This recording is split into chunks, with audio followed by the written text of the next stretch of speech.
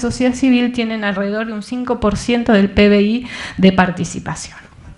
Uno de los datos que más me llamó la atención, al margen de esta morfología, que por supuesto es incompleta y es muy rápida, y estamos sacando un libro ahora con siglo XXI para aquellos que les interesen un poco más los datos de la morfología, es el dato que hay para el año 2000, en donde solamente un 5% del total de las organizaciones de la sociedad civil en la Argentina, solo un 5% tienen presupuestos de más de $200.000, mientras que el 50% tienen presupuestos inferiores a los $5.000.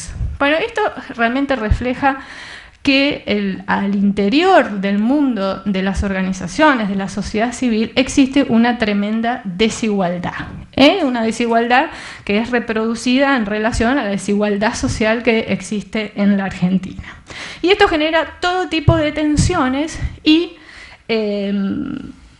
de relaciones de suma cero entre las organizaciones de la sociedad civil, que de otra manera podrían realizar en ciertos temas alianzas y actuar en conjunto.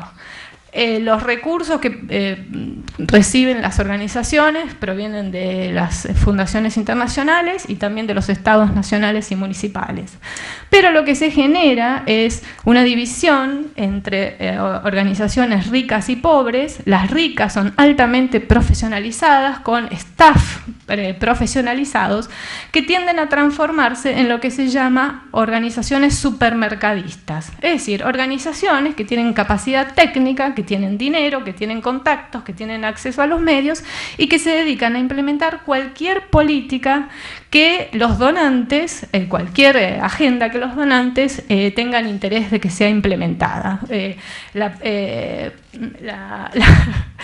Los donantes también tienen una agenda, ya sean los estados nacionales, provinciales, las fundaciones internacionales, y buscan aquellas organizaciones que son mucho más eficientes en implementar su propia agenda, porque ellos también tienen que rendir cuenta a su vez con los stakeholders que tienen en sus países de origen, los que no son estatales o municipales. En términos de responsabilidad social empresarial, en la Argentina realmente la participación es mínima, y las grandes empresas tipo YPF, que tienen sus fundaciones, Telefónica, ellos tienen sus propias agendas y realmente no financian otras organizaciones de la sociedad civil. Esto deja, la falta de recursos internacionales para las organizaciones de la sociedad civil las deja altamente vulnerables del Estado.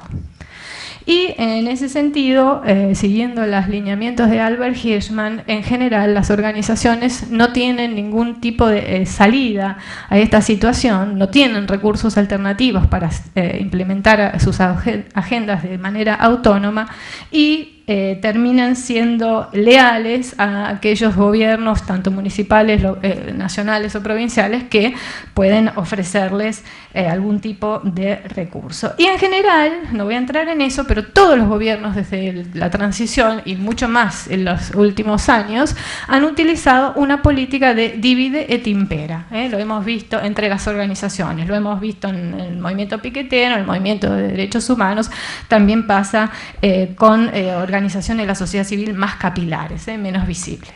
Bueno, eso en relación a la morfología y a las lógicas perversas que se generan a partir de la escasez de recursos y la división, la desigualdad social grande que hay entre organizaciones de la sociedad civil ricas y pobres. Tengo 5 minutos más. Bueno. En relación a la pregunta inicial de si realmente el crecimiento y la expansión de la sociedad civil promueve la democracia, con la vuelta al Estado, del Estado a ser un factor de desarrollo económico y social, se han generado una serie de argumentos en contra del protagonismo de la sociedad civil. El primer argumento en contra de un gran protagonismo de la sociedad civil en esta tarea de profundizar la democracia, de expandir la democracia, es que no todo lo que hay adentro de la sociedad civil es bueno. y que no tenemos que cometer el error de tomar el término de sociedad civil como algo positivo sin evaluarla críticamente.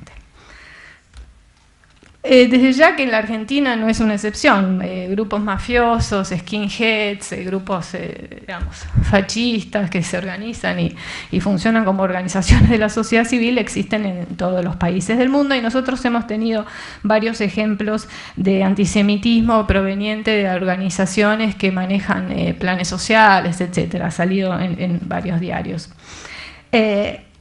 Hay varios trabajos también que muestran que incluso aquellas organizaciones de la sociedad civil que se dedican a la defensa de los derechos humanos internamente no tienen ningún tipo de funcionamiento democrático. Es decir, que nos enfrentamos a la situación de que hay organizaciones de la sociedad civil que promueven agendas de democratización a través de medios que no son demasiado democráticos, y que por eso entonces tendríamos que ser mucho más cautelosos en atribuirle a la sociedad civil este impulso democratizador. Por supuesto que desde mi perspectiva hay que tener en cuenta que las organizaciones funcionan en un contexto político y social que está plagado de clientelismo, de corrupción, y no van a ser totalmente ajenas a ese tipo de influencia. Y el segundo argumento en contra de las organizaciones de la sociedad civil es la supuesta falta de representatividad que ellas tienen. Es decir, hemos escuchado, a pesar de que en todas las encuestas de opinión, en general, las organizaciones de la sociedad civil tienen una visión bastante positiva por parte de la ciudadanía, sobre todo comparado con partidos políticos, empresarios, etcétera, muchas veces escuchamos el comentario de que nadie los votó. A los representantes de las organizaciones sociales nadie los votó, entonces no tienen realmente representatividad. Podemos preguntarnos cómo sería la Argentina si no existiese hoy, sin embargo, esta proliferación de organizaciones de la sociedad civil, algunas ricas, otras pobres, algunas más democráticas, otras menos democráticas. Bueno, desde el punto de vista de la teoría democrática, la pluralidad y la diversidad social que viene aparejada con el crecimiento y la diversificación de las organizaciones de la sociedad civil son características positivas de entrada para el florecimiento de una democracia de mejor calidad, porque lo que está en juego es generar una sociedad abierta. Y además creo que las organizaciones de la sociedad civil siguen siendo el mejor antídoto, sobre todo en un ambiente de pluralidad y de diversificación importante, contra las tentaciones autoritarias. Además, creo que es importante señalar que en la Argentina no existe un discurso totalizante por parte de las organizaciones de la sociedad civil. No se sienten las representantes de la sociedad civil en su conjunto o del tercer sector, sino que más bien en su mayoría han adoptado un lenguaje de derechos, lo cual tiende a legitimizar el Estado de Derecho y la democracia. Bueno, creo que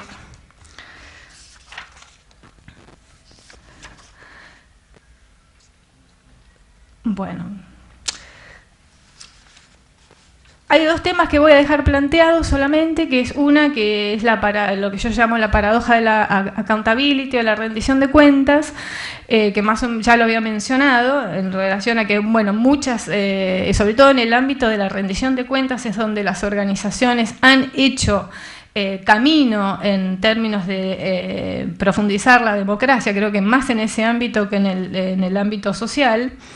Sin embargo, creo que tienen muchos problemas, muchas de ellas en rendir cuentas. Entonces creo que ahí hay todo un tema para explorar. Y segundo, que la relación con el Estado, digamos, hay muchos ejemplos de sinergias positivas entre las organizaciones de la sociedad civil y los estados municipales. El caso de Morón con el intendente Sabatella, todos lo conocen, es muy importante, así como también hay malos ejemplos. Pero hay un ámbito que no está muy explorado, que es la política fiscal del Estado.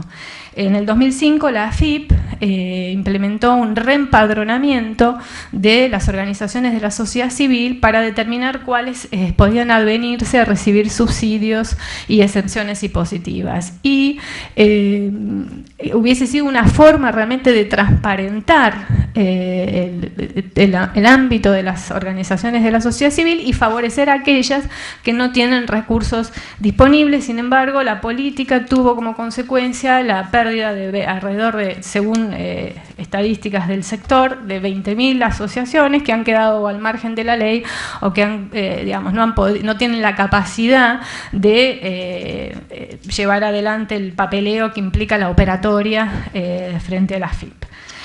Bueno, yo voy a terminar con eso y quiero volver al tema de Tocqueville, que a pesar de que hay un resurgimiento del Estado como agente dinamizador de la economía, de la expansión de los derechos sociales, tengamos cuidado, no solo aquellos que participamos de organizaciones de la sociedad civil, sino todos aquellos ciudadanos que estamos realmente interesados en profundizar la democracia, tengamos cuidado con estos discursos estatistas que ahora intentan atribuirle a la sociedad civil la mayor parte de los fracasos de la década neoliberal.